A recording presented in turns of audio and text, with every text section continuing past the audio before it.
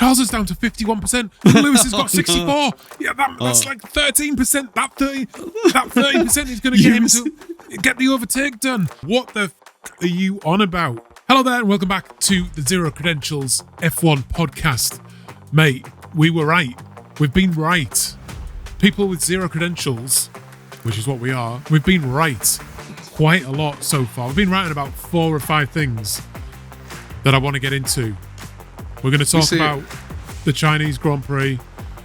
There's loads to talk about. Let's roll the credits and we'll get into it.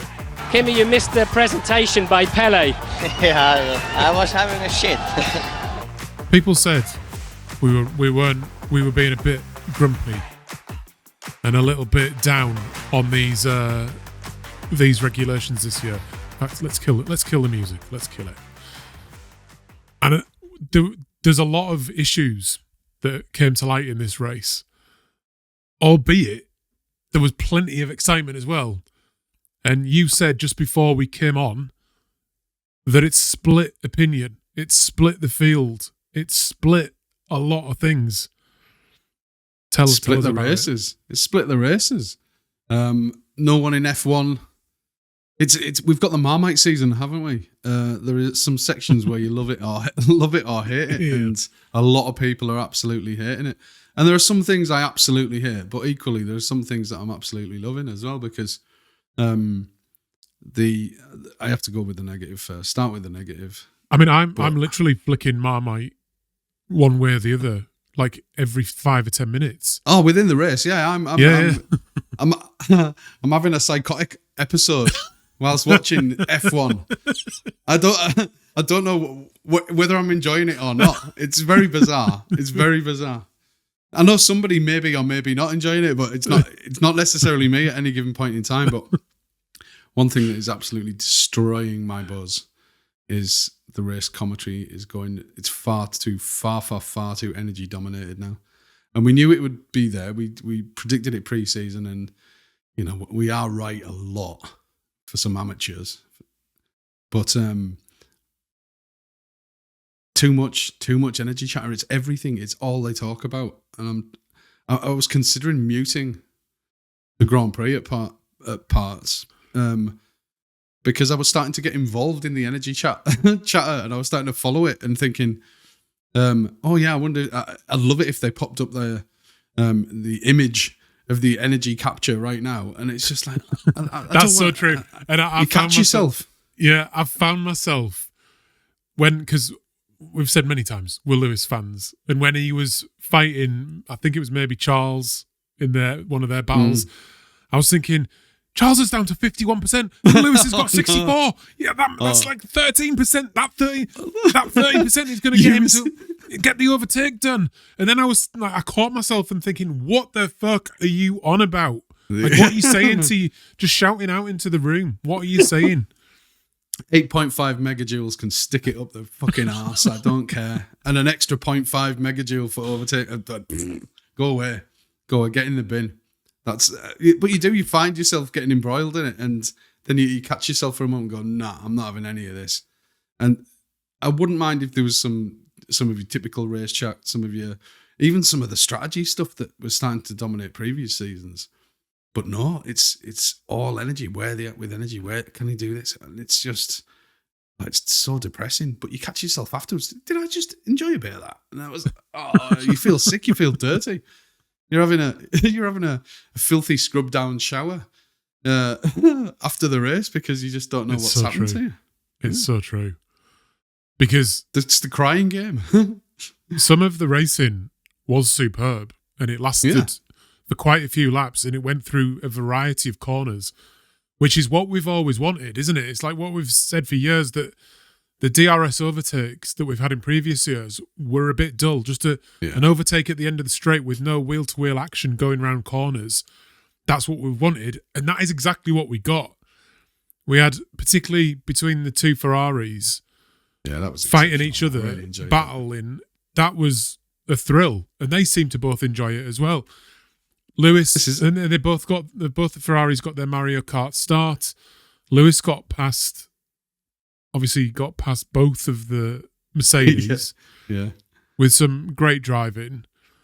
And then Charles was right up there as well. Imagine the feeling of banzaiing it into the first corner and seeing the rest of the field just slipping behind you. Yeah. Absolutely incredible. It must be as exciting as it is depressing when you start like Max Verstappen and 15 cars are coming around you, and you're just slinking backwards into the to the back of the field. So there are many exciting things about this. The start stuff at the minute may be a bit confected slightly by Ferrari's dominance in the starts, but even did you hear what George Russell was saying? Is that Ferrari are being selfish for vetoing the change in the start? They're being selfish. If you want an advantage, you keep it. Yeah, exactly. It's like, what do you think this is? Like, it's just an incentive because they've got like this Mario Kart turbo start and they don't want to give it up. Of course, George, every single driver on the grid would do the exact same. Yeah, George isn't whinging later on down the field. Oh, we're 8/10 a lap faster than everyone else. Turn our engine down a bit. It's not fair. No, absolutely not. He's not having any of it. And fair play to Mercedes to Ferrari for sticking to their guns, because a lot of the buzzkills who don't like danger and skill would say that it makes the start dangerous, but actually, because they're paid enough to drive around a car and have fast reflexes. They're always catching tennis balls, aren't they, off that? When they test before the race. Well, use some of your skills. Because you've been working all winter to find an advantage. Then you get an advantage, and you just and the guy's like, "Oh, we need you to give that advantage up." Oh go ahead, have it. We've worked hard for that, but you can have it. We'll give that up. Fine.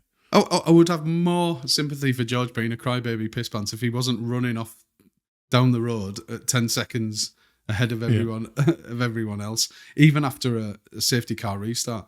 So we get a bit of action in the race. What has impressed me the most, and I don't know if it's been spoken about too much, is how close they can seem to stay in proximity to one another, the cars. I know they've got the boosts and everything else, but a lot of previously they said, well, you can't do anything behind a car because the dirty air just kills any sort of advantage that you get.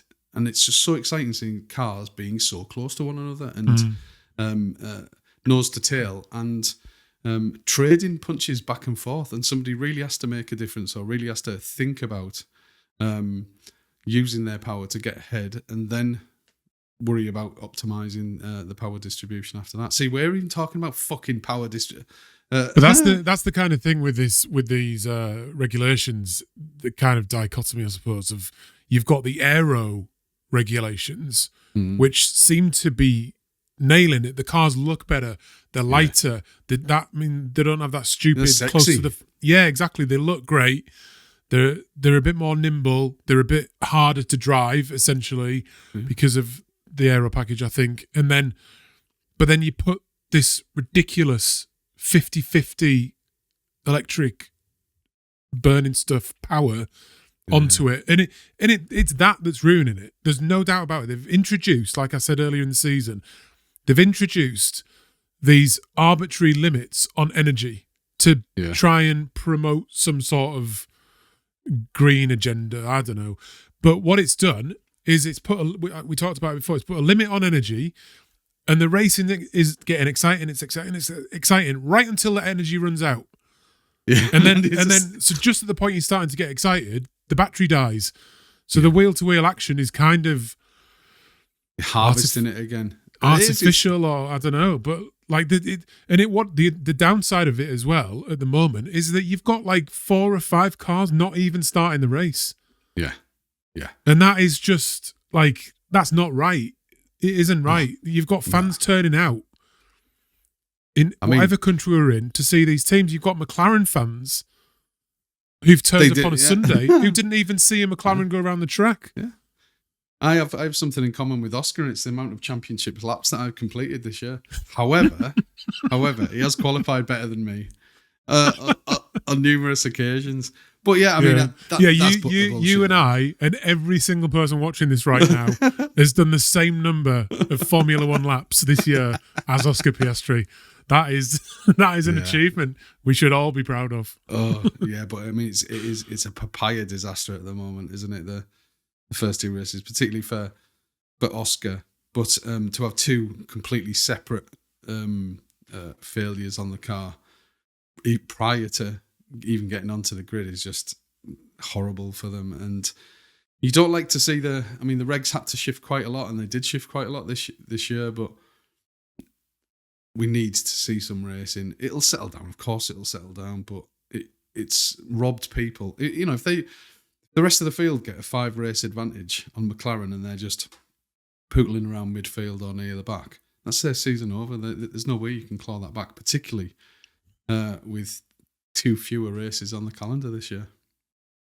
Yeah, we'll come back to that. But do you know the earlier in the year it became quite clear that there was going to be big gaps between the teams, which is one thing we've seen, we're already seeing. The other thing that we talked about, or everybody talked about last season, was that McLaren the 2 drivers were thinking, well, this might be my only chance to win the World Championship. And Lando has obviously won that. But I think probably already after the second race, both those McLaren drivers know that they're not going to be world champion this year. Yeah. Already. Yeah. Do you know what I mean? Then that's a shame. That is a shame. And it's both in what they've achieved today and what they can expect to achieve over the next half dozen races before we get to Europe with upgrades and people starting to understand what cars they've built. And it's devastating it rewards the brave. You roll the dice, you go down a different philosophy, and you can get rewarded massively. But equally, you can be at the top of your game as McLaren were last year, and you're back to square one.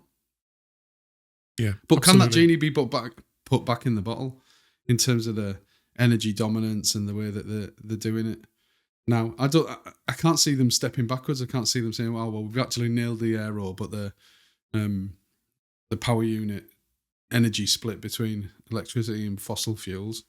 The only way it's go going back to a V10 again with this aero. The only way it's going to go back again is, I think, if the kind of shift in renewable type energy, which let's not get into that. But if attitudes towards that shift again, it's not going to be until the sort of world moves a little bit that they're going to move, and it'll probably lag by a couple of years as well. So maybe next regulation time in 3 or 4 years we might get an improvement, because we'll have to see how this plays out, won't we? They all sort of compress and get a bit closer together in terms of performance. But you don't want to have situations where you've got several cars not even starting. No. But I mean, I'm going to stick my neck out and I'm going to say my point of view as I see it. Is it the purest form of F1? No, not by any manner of means. Is it entertaining? Yes. In curate's egg, in parts.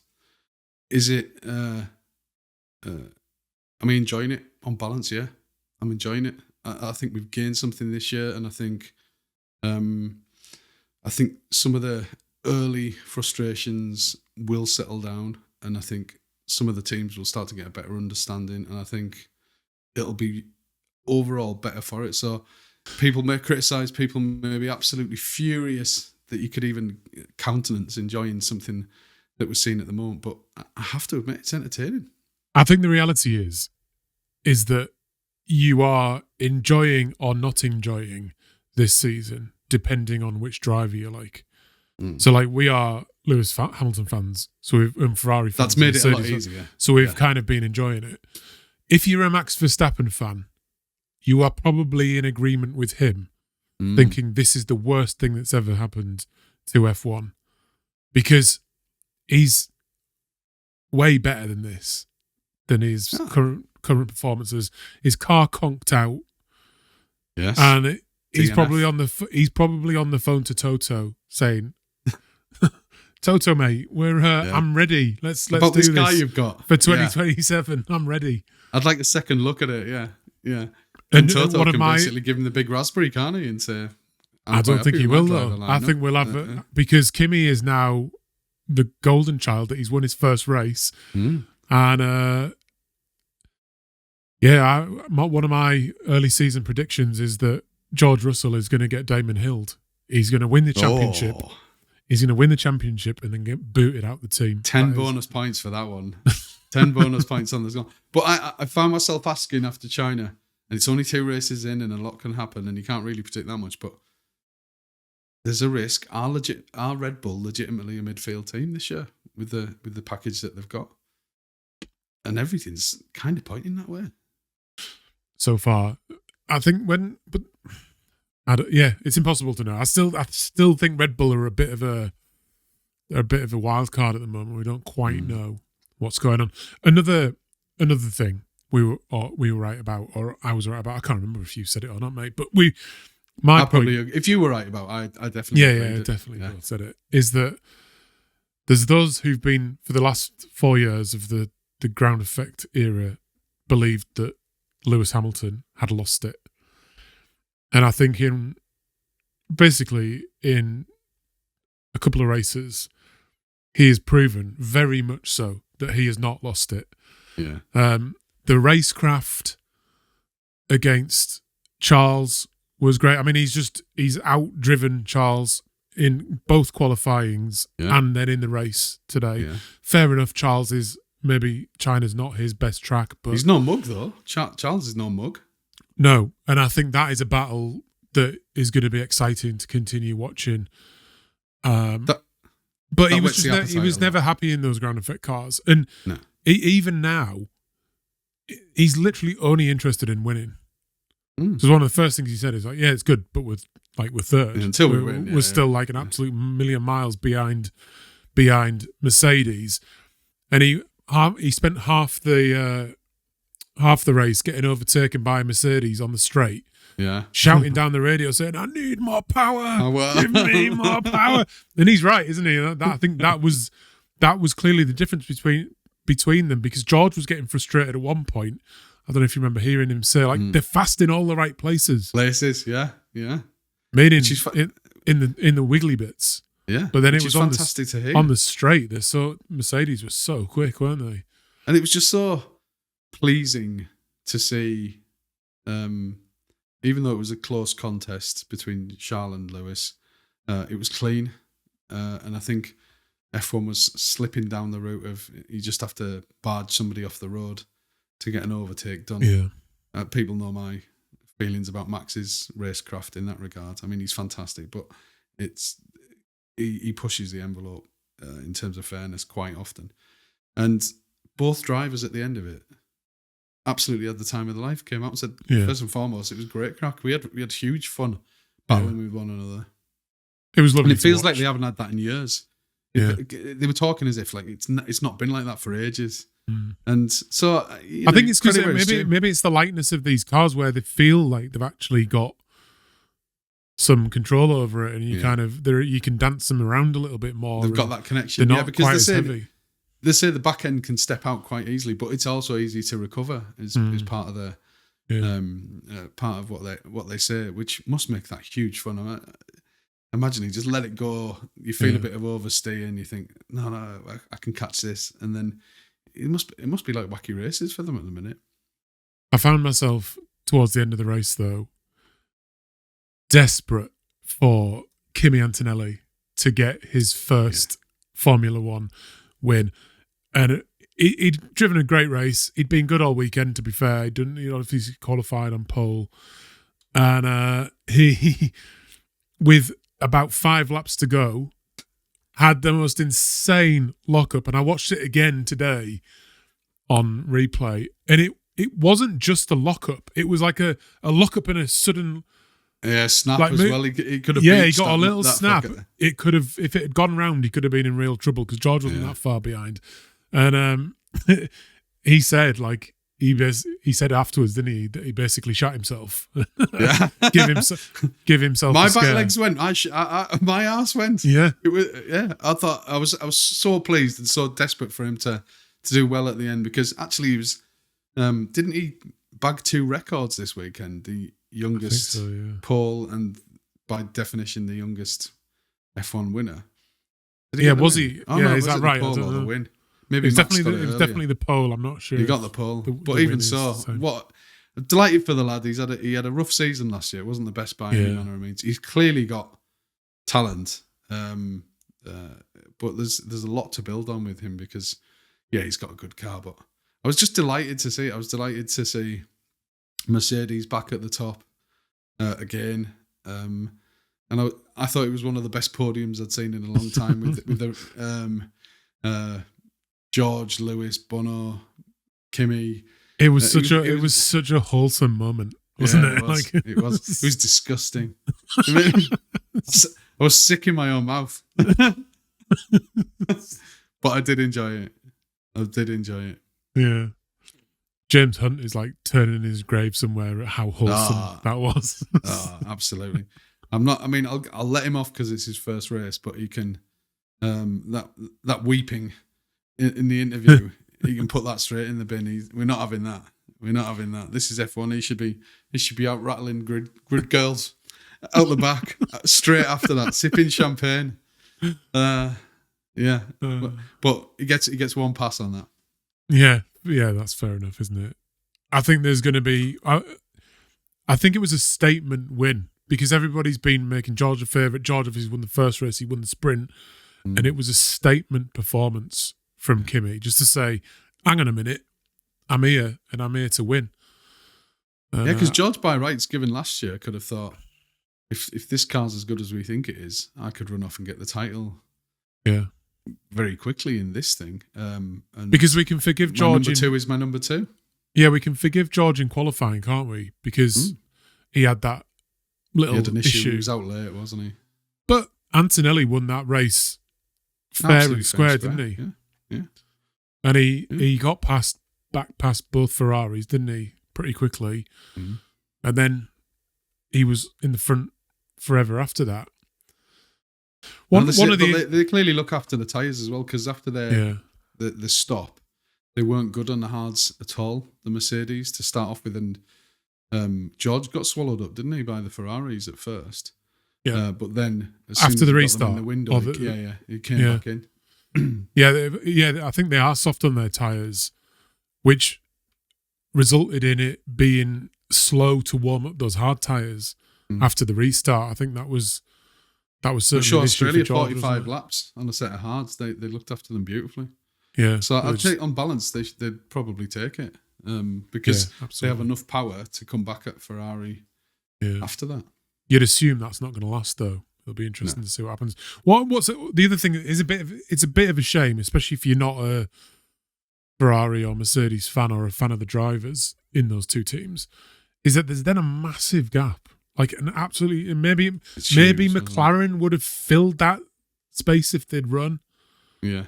But there is a massive gap between there was a big gap between Ferrari and Mercedes, to be honest, but then another humongous gap then below that. It was a good half a minute to the next set of drivers, and it was big enough between Mercedes and Ferrari, but then another half minute to the rest of the drivers. And bearing in mind, this was all compressed up when we had a safety car as well and a restart after that. So that advantage, so that was built twice. That advantage during the race, which is just terrifying because it just shows that they're a second a lap ahead of everyone, the rest of the field. And Ferrari seem to be half a second a lap ahead of the rest of the field. But there is a big gulf, but that gulf, as soon as you get after that gulf, seems to be dominated by some of what you consider midfield teams or some who are actually hovering around the back in previous years, so that the Haas, the Alpine, and the RB are doing extremely well. There was some beyond, because obviously Max stopped. Hadjar, did he even start the race? Yeah. Hadjar finished.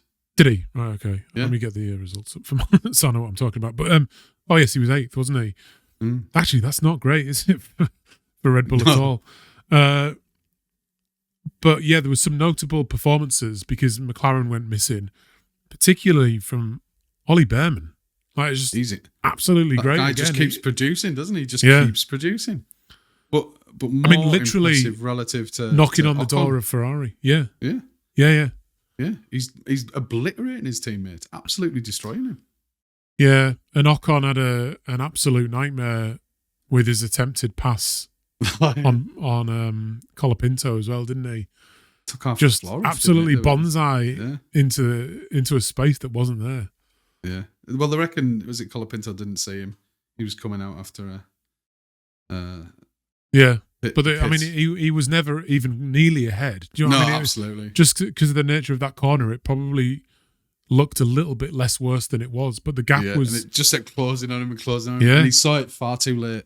And paid the price of that.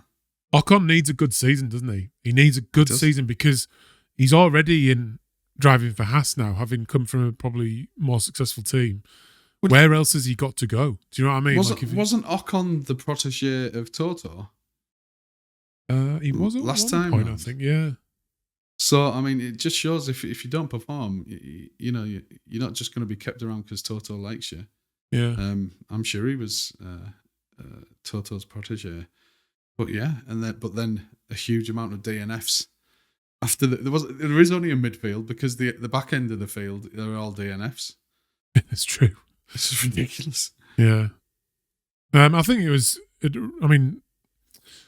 Both the Cadillacs finished, which is impressive. Like it's steady in the race. That's I mean they're just getting miles under the belt now, and that's first points that's good for Williams as well, with Carlos Sainz coming in 9th, and then you've got another great performance by Liam Lawson. To be fair, although he was a good 20 seconds behind Gasly in sixth. So I mean, Alpine and Haas maybe round about the same sort of area. I mean, Lindblad did okay, but he had a few moments, didn't he? And it cost him quite significantly in the race. So just as the season's starting to get going, and we're heading to Japan next, we get the announcement this weekend that the military industrial complex needs its Christmas bonus, so it's been selling. It wants to sell some bombs, and they need to drop somewhere. And this time, Iran has been picked to have some bombs dropped on it. And predictably, as soon as the first bomb dropped, and Bahrain got where was it? Was in Dubai, the line of fire, wasn't it? They're all in the line of fire. Predictably, at that point, we kind of knew that the two races in both Saudi Arabia and Bahrain were going to be cancelled, which they now have. So we've got Japan coming up in a couple of weeks, and then a full month off. Oh God! Which is a massive buzzkill, isn't it? That's shocking. I mean, obviously, any international conflict is an absolute nightmare. It's slightly amusing, with you mentioning the military-industrial complex in our good friends America, that they're fighting with supreme weaponry in the millions and billions of pounds a shot, and the Iranians are throwing 10-foot drones with a bicycle engine on the back and sending them in, and are just causing international turmoil as they do it. But not a good one. I can't see this conflict finishing soon, so the end of the season. No, but F1 described it as the ongoing. During the show, they called it something like the ongoing. You've disappeared from my screen. Where have you gone? Oh, he's gone. We've lost Nelly. I'll continue. Yeah, you're back. They said that it was an ongoing situation in the Middle East. And I was thinking, those fucking situations. No, that's war. That's war, mate. You're talking about a war. People are dying, and it's called a war, and that's why we can't. It's not just fine. You've got some Middle Eastern money flowing around Formula One, but a war's a war. Let's just say it's not a war. Donald Trump doesn't start wars. Remember that. Donald Trump, he finishes wars. He doesn't start them. I see. We I need to do our bit. Found that a little bit annoying.